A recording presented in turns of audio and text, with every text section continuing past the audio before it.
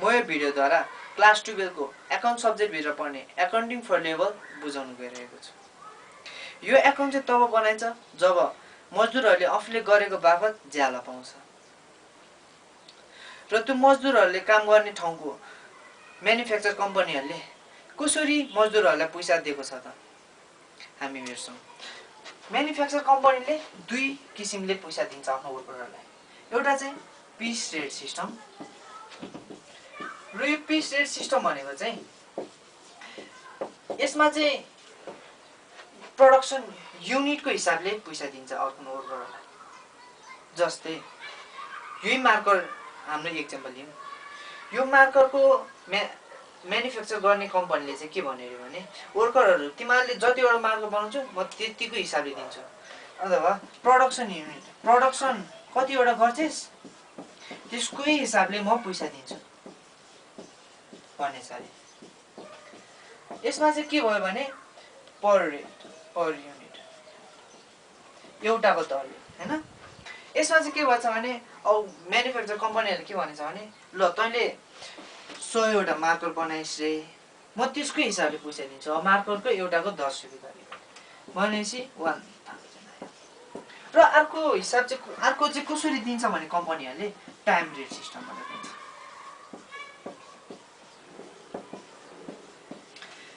यसमा चाहिँ के हुन्छ भने कति टाइम कन्ज्युम गर्यो त time taken into wages rate. अब तैँले कतिमा सघाउँदैछ, कति वर्ष लाग्छ कि तँलाई कति टाइम अब कम्पनीले छुटेर कति घन्टा हैन। अब एउटा वर्करले चाहिँ 100 घन्टा काम गरेर ल 100 घन्टा 1000 घन्टै काम गरेर त्यसकै हिसाबले म पैसा दिन्छु भनेर मार्करको कम्पनीले। र कति आयो 1 2 3 4 यसले 10,000। यो चाहिँ दुईटा हिसाबले कम्पनीले पैसा दिन्छ र हामी क्वेसन पनि गरेर गर्छौँ। मैले एउटा क्वेसन लेखिए र यसलाई अगाडि बुझौँ अनि त्यसलाई गर्न थाल्नु। सबसे अगाडि के भनेछ भने वर्क आवर पर डे, एक दिनमा 8 घन्टा चाहिँ काम गर भनेर भनेरहेछ। 8 घन्टा चाहिँ एउटा मजदुरले काम गरिरहेछ। अनि वेजेस पर हावर्स भनेको चाहिँ स्यालेरी चाहिँ घन्टाको हिसाबले 25 रुपियाँ दिँदो रहेछ। र working day in a month भने चाहिँ अब मजदुरले चाहिँ 25 दिन काम गर्दो रहेछ, 5 दिन लिभ गर्दो रहेछ एक महिनामा हैन।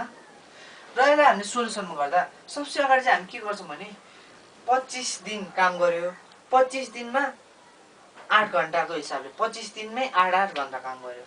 र सबसे अगाडि हामी सोल्युसन सबसे अगाडि हामी वर्किङ डेलाई चाहिँ हावरमा कन्भर्ट गर्छौँ।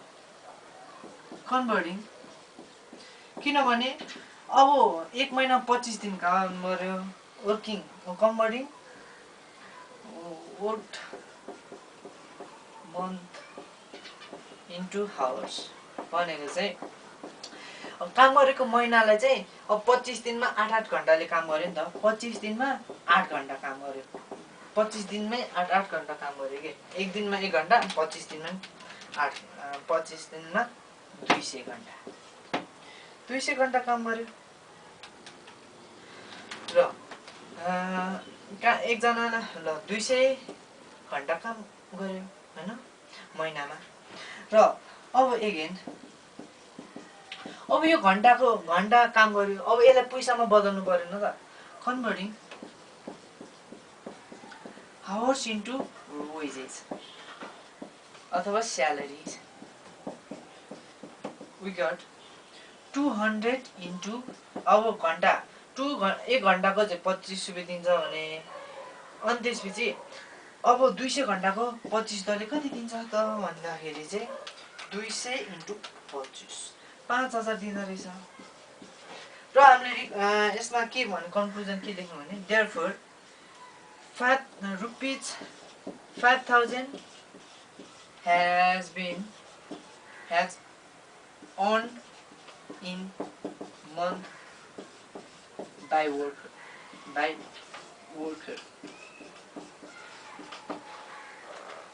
र यति फेरि र मैले एउटा क्वेसन लिइसकेको छु र यसलाई गर्दाखेरि यहाँ क्वेसनले के भनेछ बुझौँ। स्ट्यान्डर्ड आउटपुट पर आवर्स भनेको चाहिँ हेर्दाखेरि 1 घन्टामा 10 युनिट बनाएछ अरे त्यसले। भनेको चाहिँ 10 वटा अघिको मार्कर अघिको एक्जाममा दिउँ एउटा वर्करले चाहिँ 10 वटा मार्कर 1 घन्टामा बनाएछ अरे हैन। अनि त्यहाँदेखि वेजेस पर युनिट भनेको चाहिँ एउटा दर एउटा युनिट एउटा मार्करको चाहिँ 25 रुपैयाँ र एक्चुअल वर्किङ त्यसले चाहिँ 40 घन्टा काम गरेछ अरे। ल हामी के गर्छौँ भने सबसे अगाडि कति घन्टा अब 1 घन्टाको 10 युनिट भएपछि 10 युनिट 1 घन्टामा 10 वटा गयो भने चाहिँ 40 घन्टामा इन्टु 10 गर्ने। Firstly converting